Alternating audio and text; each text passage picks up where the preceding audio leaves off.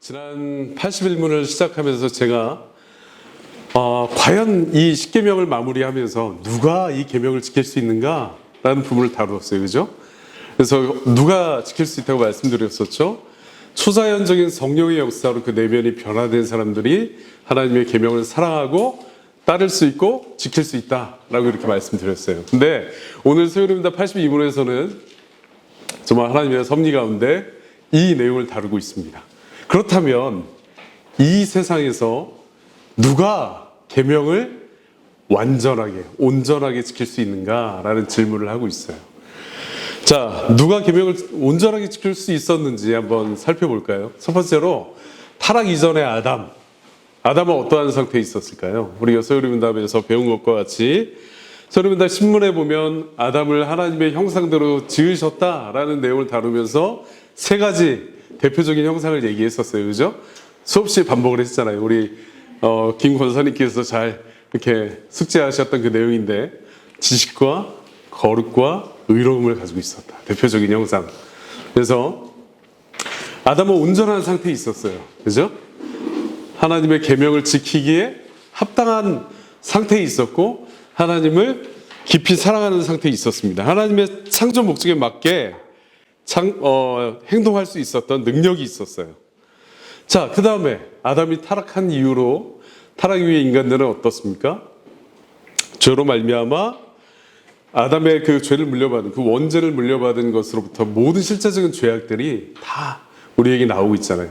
제가 한 2주 전에 우리 두 아들에게 질문을 했었어요. 시온아, 너희 안에서 나오는 죄악들 부모님이 가르쳐줘서 너희가 하는 거니? 자, 형을 미워해 이렇게 가르치고 야 거짓말 좀 해라 이렇게 가르쳐서 너희가 이 죄들이 나오는 거야? 야, 둘 다 아니래요. 왜 나오는 것일까? 아담의 원죄로 말미암아 태어날 때부터 뱃속에서부터 그 죄를 물려받아서 나와서 여러분 스스로가 그 죄로의 영향력 아래에 있기 때문에 죄를 짓는 거예요. 그죠? 그래서 이 자연인의 상태, 지난주에 말씀드렸던 초자연적인 역사로 말미암아 거듭나기 전의 상태에서는 하나님의 계명에 관심도 없고 지키려는 마음도 없고 지키려 하지도 않고 또한 더 중요한 게 뭐냐면 이 부분이에요. 지킬 수도 없어요. 무능력해. 인간의 타락으로 말미암아 사람은 자기가 정말 하나님의 말씀을 여러분들 교회에서 배우잖아요. 이렇게. 근데 성령으로 말미암아 거듭나지 않으면 어떻게 되냐면 나도 지키고 싶어 해도 지킬 수가 없는 상태에 있다라는 부분. 인간의 전적인 무능력이다. 선을 행할 수 있는 능력이 전혀 없다라는 부분이에요. 이게 특별히 어떤 부분이냐면 하나님과 관련해서 그렇다는 거예요. 일반인들도 때로는 어떤 고 이수연 열사처럼 다른 사람을 위해서 자기 목숨을 내어주기도 하잖아요. 그죠? 그렇지만 하나님과 관련해서는 그것이 큰 의미가 없다라는 부분입니다. 자, 그 다음에 거듭난 성도. 거듭난 성도는 특별하게 정말 성령으로 말미암아 거듭나서 어떤 소망이 생기냐면 하나님께서 약속하신 바와 같이 이제는 내가 돌에 새긴 계명이 아니라 너희 마음에 계명을 새겨줄 것이야. 그래서 너희가 자원하는 마음으로 계명을 사모하게 될 거야. 새로운 본성이에요. 이전에는 그런 마음조차 없었거든요. 이전에 지키고 싶었는데 그 능력이 없었거든요. 근데 거듭난 본성 안에는 하나님께서 지킬 수 있는 능력도 허락해 주셨다라는 부분이에요. 거듭난 성도는 하나님의 계명을 지키고 싶은 마음이 있어요. 때때로 죄 때문에 그 마음이 사그라들기도 하고 무감각해지는 상태에 이르기도 하지만 다윗처럼 그렇지만 여전히 하나님께서 그 소망의 끈을 놓지 않게 하신다는 거예요. 사모하게 하신다. 그러면 지킬 수 있는 능력도 있다라는 부분이에요. 그러니까 성도는 이 하나님의 계명을 지킬 수도 있고 지키지 않을 수도 있는 그 상태에 있는 거예요. 그죠? 근데 중요한 게 뭐냐면 우리 로마서에서도 분명하게 직면하는 바와 같이 우리가 지키고 싶은 마음이 있지만 여전히 우리 안에 또 뭐가 남아있어요? 죄가 남아있다. 타락한 본성으로 말미암은 죄성과 부패가 우리를 여전히 연약하게 만드는 그 영향력을 행사한다는 거예요. 그죠? 그리고 또 더불어서 우리 목사님께서 지난주에 나눠주신 것처럼 사단의 공격과 유혹과 시험이 여전히 우리를 에워싸고 있다라는 부분입니다. 그 두 가지 큰 요인으로 인해서 하나님의 계명을 지킬 수 있지만 온전히 꾸준히 끊임없이 지키는 데는 한계가 존재한다라는 부분이에요. 이 부분이 중요합니다. 그죠?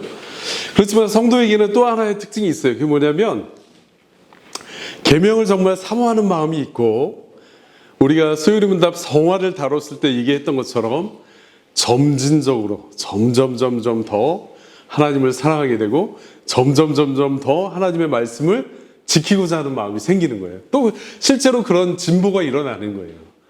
그게 성도에게 일어나는 특징입니다. 자, 네 번째. 자, 여러분들 우리 소요리문답 오늘 그 대답에서 제가 첫 부분을 읽어볼게요. 타락 이후에 모든 일을 얘기하는 건데 단지 사람으로서 라는 부분을 주목하시길 바라겠습니다. 단지 사람으로서, 단지.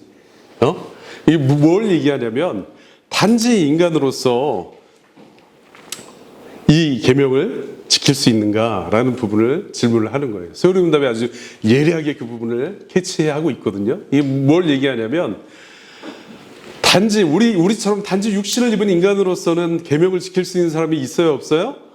없어요. 온전하게 지킬 수 없다는 거예요. 이 측면은 지킬 수도 있지만, 능력도 있지만 온전하게 지킬 수 없어요. 그래서 여전히 죄에 넘어지잖아요, 그죠? 여전히 죄의 문제 때문에 탄식하고 있잖아요. 바울 사도가 그렇게 탁월한 지위에 있었음에도 불구하고 우리보다는 정말 어나더 레벨이었을 거예요, 경건에 있어서. 근데 그런 분이 오라, 나는 공고한 사람이다, 나는 죄인이야, 나 이 사망의 몸에서 나 좀 누가 꺼내줘. 여러분들 이 상상이나 가능합니까? 우리 같은 이 상태, 우리 같은 경건의 수준은 바울에게 말이 이 상태가 가잖아요. 어떻게 될까요? 아마 정말 어디 뛰어내리고 싶었을 거예요. 죽고 싶었을 거예요. 이 비천한 상태, 이 수준 낮음, 경건의 모양도 막 없는 그런 모습들. 그렇지 않습니까? 그래서 사도 바울이 그렇게 고백을 하는 거예요. 내 안에 죄 때문에, 그 죄와의 싸움 때문에 나는 공고하다. 하나님의 법을 따르는 마음이 내 안에 있고 또 한 가지 육신을 향한 마음이 또 있으니 이 두 마음이 계속 충돌한다라고 고백을 하는 거잖아요. 그죠? 단지 사람으로서는 다 그런 우리는 뭐 훨씬 낮은 수준이지만 그런 상태에 있는 거예요. 그렇지만 단 한 분, 인류 역사상 우리와 똑같은 인간의 몸을 입고 오신 그분이 누구예요? 예수님만큼은 우리랑은 다르다는 거예요. 예수님은 신성을 가지고 인성이 연합되어서 이 땅에 오셨기 때문에 우리랑은 다르다. 그래서 그 예수님 한 분은 이 모든 계명을 어떻게 지키셨어요? 완전하게 지키셨어요. 완전하게. 무죄성의 교리예요. 무죄성. 예수님께서 정말 모든 시험을 당하실 수 있으셨지만, 조엘비키 목사님께서 그렇게 말씀하셨거든요. 우리 주님께서는 모든 시험을 다 당하실 수 있으셨지만 실패할 수는 없으셨습니다 라고 명확하게 선포하는 거예요. 이게 왜? 성경에서 그걸 말씀하고 있기 때문에 그렇습니다. 온전하게 지킬 수 있는 유일한 분이에요. 그죠? 인류적 율법을 완전하게 지킨 유일한 사람이 있었으니 바로 하나님이자 사람이신 주 예수 그리스도이십니다. 예수님은 율법을 완전하고 신실하게 1.1획도 범함이 없이 지키셨어요. 그죠? 이것이 우리에게 소망이 되는 이유는 우리 모두는 다 율법에 실패한 사람들이에요. 그죠? 그래서 하나님의 심판대 앞에서 내놓을 의의가 없어요. 전무예요, 전무. 근데 예수님께서 자신께서 인간의 몸을 입고 오셔서 그 모든 율법을 다 이루시고 고난을 당하시고 하나님 앞에 흠없는 화목제물로 자신을 드리심으로 내어주심으로써 우리에게 구원받을 수 있는 의의를 제공해 주신 거잖아요. 그죠? 그래서 우리는 하나님의 심판대 앞에서 이렇게 될 거예요. 죽음 앞에 이르렀을 때 하나님이 요구하실 거예요. 철로역성에 그 요구하잖아요. 자, 네 믿음의 표를 보여줘 라고 하면 어떻게 할 거예요? 자, 신승민 너 이렇게 보니까 너무 죄를 많이 지었어. 너 인생 어떻게 산 거야? 내가 너에게 보물로 준 이 땅에서의 한 번의 삶을 어떻게 산 거니? 그러면 승민 형제가 어떻게 얘기하겠어요? 주님, 저는 정말 내세울 게 없습니다. 말씀하신 것처럼 저는 죄인입니다. 그래서 우리 주 예수 그리스도께서 저를 위해 대신 모든 것들을 이루시고 저를 위해 대신 죽어주시고 부활하심으로 그 의를 더딥혀 주셨기 때문에 유일한 소망이 있습니다. 저를 받아주십시오. 예수님을 보고 받아주십시오 라고 하면 천국의 문이 열리는 거예요. 그죠? 그렇게 정말 복된 소식이 있는 겁니다. 제가 이 내용을 살펴보면서 이번 주에 마태복음 5장 17절 말씀 한번 읽어드릴게요. 예수님께서 친히 하신 말씀이에요. 내가 율법이나 선지자나 폐하러 온 줄로 생각하지 말라. 폐하러 온 것이 아니요 완전케 하려 함이로라. 자, 여러분들 이 부분을 한번 생각해 보세요. 예수님께서 어떤 분들이 이렇게 공격을 해요. 예수님은 아직 실패할 가능성도 있지 않았습니까? 그 시험이 실제적이라면 실패할 가능성이 있지 않았나요? 지금에서야 예수님 다 이루셨음을 우리가 역사적으로 봤기 때문에 그 실패 가능성을 이제 별로 얘기하지 않는 것이지, 원래는 우리랑 똑같이 시험 받으셨기 때문에 실패할 가능성이 있었잖아요. 이렇게 공격하는 사람들이 있어요. 근데 예수님께서 친히 말씀하신 내용이에요. 내가 율법이나 선지자를 폐하러 온 것이 아니라 완전하게 하려 왔고 난 그걸 이룰 것이다 라고 의지를 드러내신 거죠. 그죠? 자, 여러분께 질문 하나 드릴게요. 자, 우리가 거듭남에 났음에도 불구하고 율법을 어길 수밖에 없는 이유가 뭐라고 했죠 아까? 죄 때문에, 죄의 그 부패한 본성 때문이라고 했죠. 자, 반대로 질문 드릴게요. 예수님이 율법을 완전하게 지킬 수 있으셨다, 이거 뭘 의미하는 걸까요? 다른 말로 죄가 전혀 없으시다는 거잖아요. 죄에 넘어질 가능성이 전혀 없다는 거잖아요. 그죠? 신성과 인성이 연합되어서 죄에 넘어질 가능성이 전혀 없었다는 거예요. 저는 이걸 확증합니다. 하나님의 말씀으로. 정말 여러분들 이걸 믿으시길 바라겠습니다.